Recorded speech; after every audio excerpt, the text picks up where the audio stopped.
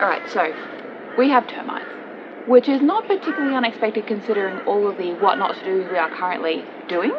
Like all the soil abutting directly up onto the chamfer board, which I promise we're going to fix now that we have the retaining wall in. This huge pile of mulch, which will become a slightly smaller pile of mulch, but it will also be distributed across the property. All of these excess building materials that we have stored underneath the house.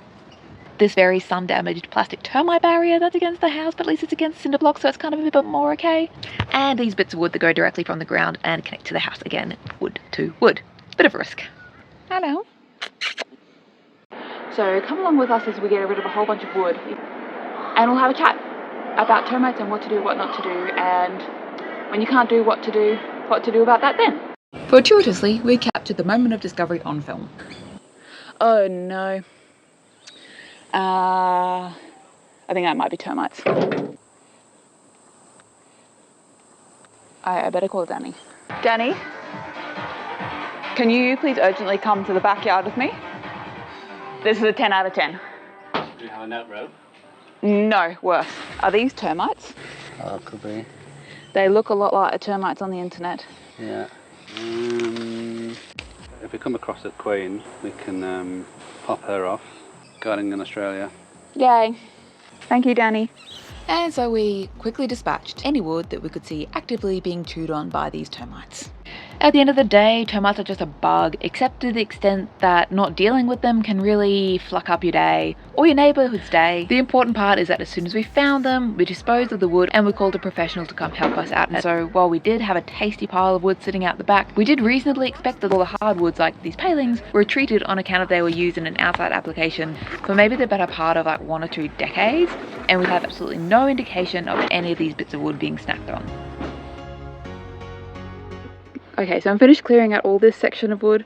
There's just this one paling that I'm gonna have to probably try and, as part of this gardening project, I want to cut out all of this diamond fencing so I can paint the back of the fence. And I might just have to wait until I can take out the diamond fencing to get this paling, because the Lantana has accepted it as one of its own. Okay, so now we're gonna go over to that pile.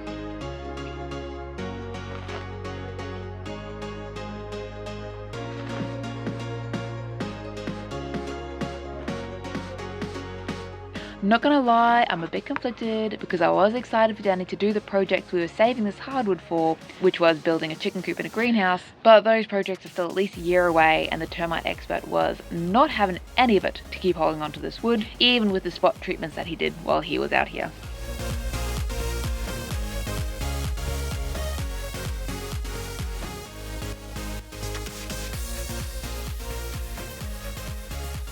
This wood is actually in pretty good shape considering it's been under a tarp or a couple of tarps for a few years.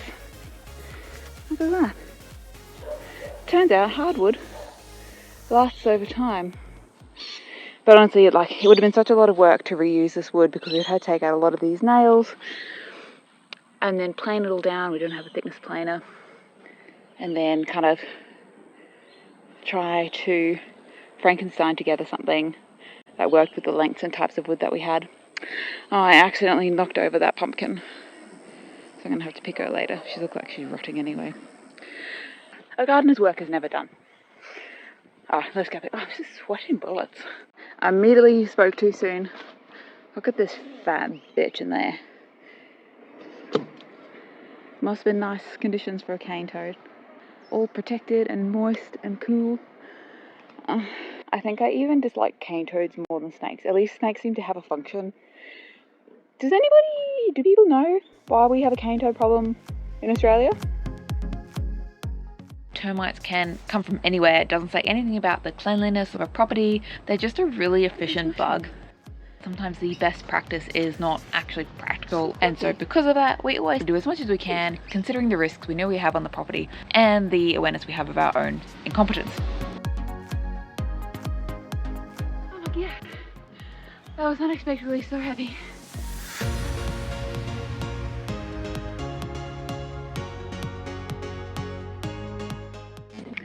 Okay, I'm getting too distracted by wanting to show you all these things that I'm finding and talk to you along the way about the weather. So I'm just going to go like this. And we're all done, yay! I mean, you're already in the future. I still have to do the work to get the click to work. Yeah, okay, so we're back from the tip. What do we do? 400 kilos of wood at the tip. And we came back with 5-star organic mulch for Pineapple Alley. So before we can do more wood, we have to do more soil. And the soil is unrelated to termites. Actually, babe, the wood that you've got for the garden beds, are those termite treated in any way, or just they're a hardwood? They're a cypress pine. A cypress pine. They're But actually repellent? yeah. Like my personality? Naturally repellent? What a man. Termites can happen to everybody, even when you take all the risk mitigation measures, just like venereal disease, and that's why we have regular checkups. Of our houses and properties, that is. Even though it might not look like it, we are still working on the termites. We're just taking a few little side quests because we had to go to the tip because we filled up the trailer, but then we were like, well, let's take one load to the tip and then come back because we probably have another like 300 kilos or whatever of wood. But the tip is like kind of close to a landscaping supply centre, so we thought we'd get a full cube of this to do Pineapple Alley and a couple of these beds. But then in order to fill up these beds, we needed to get space from the pumpkins. In order to clear the pumpkins, we had to like painstakingly look through all the vines to try and find the ones that were still feeding pumpkins that were still growing and ripening. So as you can see, we are in fact still doing the termites. We're just doing a little bit of gardening along the way. Then we'll be able to put the rest of the wood in here, go back to the tip, and then we'll go back to the landscape supply centre again and get some lesser quality soil to put at the back, which was the original project that led to the termites. So as you can see, we're definitely still doing termites.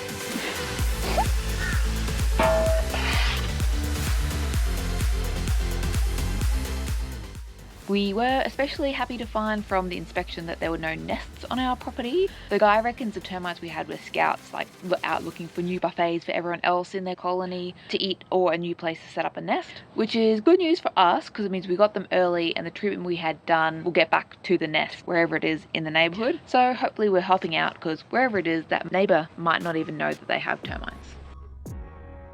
And so all that to say is that if you take one thing from this video, it's to go and book in your annual termite inspection, or at the very least go and have a walk around on your property, have a gander at where you might have wood or mulch or anything that looks a little bit suspicious, like it might be a nice place for a termite to hang out. It might just save you a whole lot of pain down the track.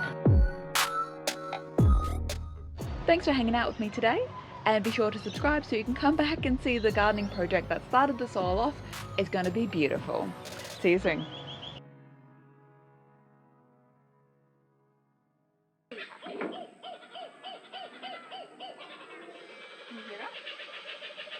Those are complaints for another day. I am still on my complaint about termites.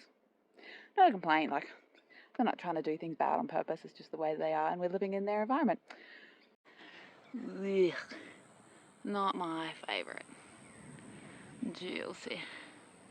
The video of the minimum viable product kitchen will be coming out soon. Maybe 2 weeks away? We're waiting on the handle so that we can show you everything all at the same time. No tiling on the backsplash though. But then this, and then this, and then that, and then this, and then this, and this, and that. Now I'm just kidding, termites are really important, and very important to protect your house from them.